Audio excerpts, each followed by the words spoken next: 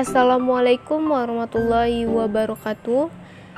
Kami mahasiswa Sekolah Tinggi Agama Islam STAI Ma'arif Kota Jambi dengan program studi Pendidikan Agama Islam semester 5 pagi.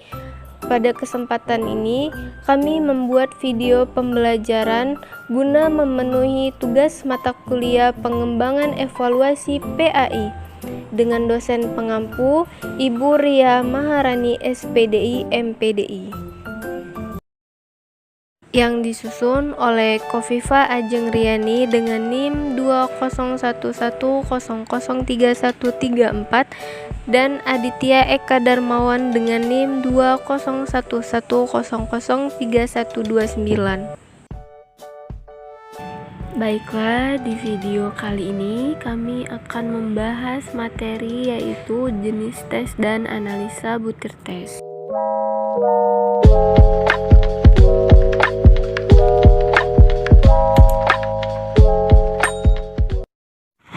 Pengertian tes. Tes secara sederhana dapat diartikan sebagai himpunan pertanyaan yang harus dijawab, pertanyaan-pertanyaan yang harus dipilih atau ditanggapi, atau tugas-tugas yang harus dilakukan oleh peserta tes dalam kaitan dengan pembelajaran. Aspek tersebut adalah indikator pencapaian kompetensi. Tes berasal dari bahasa Prancis yaitu testum, yang berarti piring atau menyisihkan logam mulia dari materi lain seperti pasir, batu, tanah, dan sebagainya. Pada buku karya Anas Sudijono, secara garis besar Anas menyebutkan bahwa tes didefinisikan sebagai alat atau prosedur yang digunakan dalam rangka pengukuran dan penilaian. Beberapa istilah lain mengenai tes seperti testing, tester, testi, dan sebagainya memiliki definisi sendiri yang berbeda. Jenis-jenis tes. Tes seleksi, penentuan jenis kemampuan dan tingkat pengusahaan pada tes seleksi sepenuhnya tergantung pada kebutuhan akan kemampuan yang dibutuhkan untuk dapat mengikuti kegiatan. Dengan demikian, berdasarkan hasil tes seleksi, seorang dapat dinyatakan diterima atau berhasil dan tidak diterima atau tidak lolos untuk mengikuti program kegiatan yang direncanakan. Sebagai contoh, jika kita menyelenggarakan tes seleksi untuk pemandu wisata, maka akan lebih baik meniti beratkan kemampuan berbicara pada kemampuan menulis. Tes penetapan adalah suatu keniscayaan bahwa kemampuan seorang tidaklah bisa sama. Sekelompok orang barangkali memiliki kemampuan lebih tinggi daripada kelompok lainnya. Permasalahan yang muncul adalah bagaimana jika kemampuan siswa dapat dalam satu kelas relatif beragam. Hal ini akan bisa mempersulit jalannya proses pengajaran yang Anda lakukan. Untuk diperlukan lakukan tes penempatan. 3. Tes diagnostik. Diagnostik diambil dari bahasa Inggris, artinya diagnostik. Jadi tes diagnostis sengaja dirancang sebagai alat untuk menemukan kesulitan belajar yang sedang dihadapi siswa. Hasil tes diagnostik dapat digunakan sebagai dasar penyelenggaraan pengajaran yang lebih sesuai dengan kemampuan siswa sebenarnya, termasuk kesulitan belajar. Tes uji coba. Untuk mengetahui apakah tes yang dikembangkan bagus, perlu serangkai uji coba untuk memperoleh informasi. Tidak hanya tentang ciri-ciri tes yang penting, seperti validitas, reliabilitas, tingkat kesulitan, dan tingkat pembedaan, melainkan juga segi-segi lainnya, seperti kecukupan waktu, kejelasan tulis maupun perintah tes, dan lain sebagainya. Yang C yaitu analisa butir soal. Analisa soal dilakukan untuk mengetahui berfungsi tidaknya sebuah soal. Jadi analisis ini pada umumnya dilakukan melalui dua cara, yaitu analisis kualitatif atau qualitative control dan analisis kuantitatif atau quantitative control. Analisis kualitatif yaitu berupa penilaian yang dimaksudkan untuk menganalisis soal ditinjau dari segi teknis, isi, materi, editorial. Analisis ini secara teknis dimaksudkan sebagai penilaian soal Berdasarkan prinsip-prinsip pengukuran dan format penulisan soal, analisis secara isi dimaksudkan sebagai penelaan khusus yang berkaitan dengan kelayakan pengetahuan yang ditanyakan. Nah, analisis secara editorial dimaksudkan sebagai penelaan yang khususnya berkaitan dengan keseluruhan format editorial dari soal yang satu ke soal lainnya. Analisis secara kuantitatif yaitu analisis yang diperoleh melalui data secara empiris. Nah, karakteristik internal secara kuantitatif dimaksudkan meliputi parameter soal, tingkat kesukaran, daya pembeda, validitas, dan reliabilitasnya.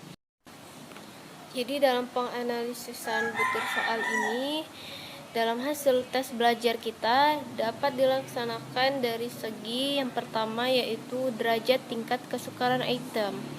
Nah, itu bermutu atau tidaknya item tes hasil belajar pertama-tama dapat diketahui dari derajat kesukaran atau taraf kualitas soal yang dimiliki oleh masing-masing butir item tersebut.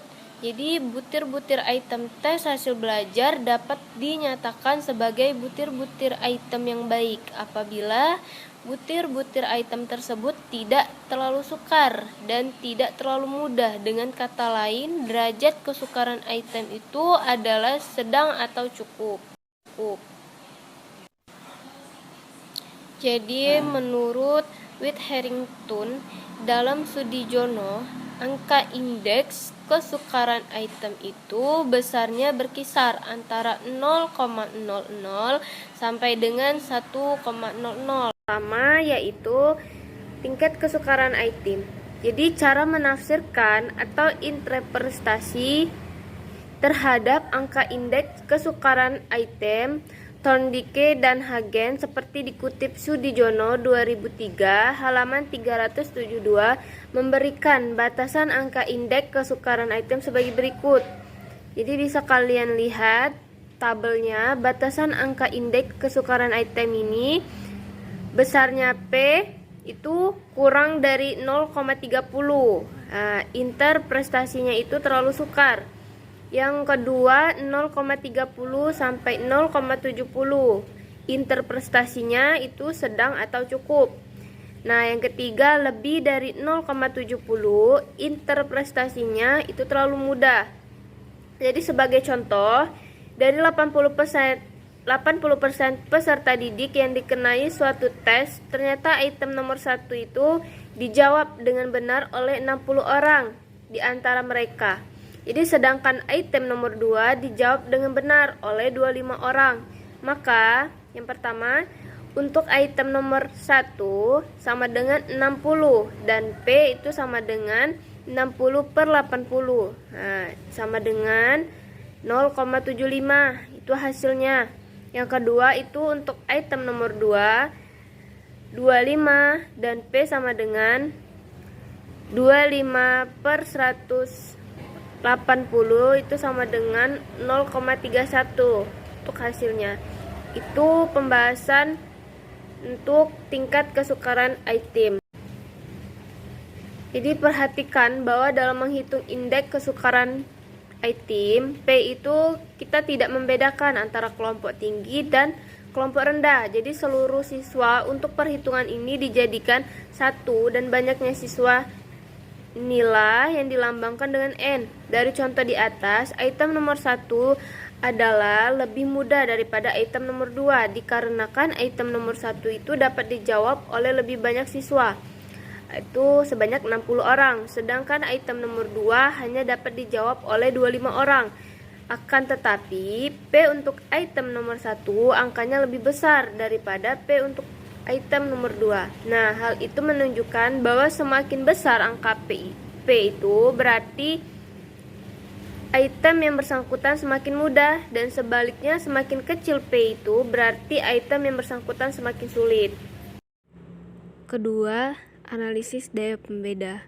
Untuk mengetahui besar kecilnya angka indeks diskriminasi dapat dilakukan dengan dua macam rumus, antara lain Rumus yang pertama itu D sama dengan PA dikurang PB atau D sama dengan PH dikurang PL. Ketiga, fungsi distraktor. Bisa kalian lihat tabel tersebut, nomor soal 1, 2, 3, alternatif jawaban dan keterangannya.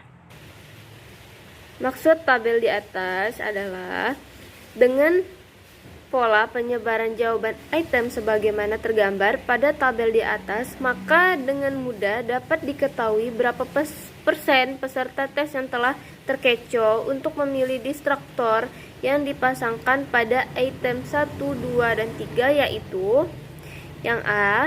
Untuk item nomor 1, kunci jawabannya itu D, sedangkan pengecohnya itu adalah A, B, C, dan E.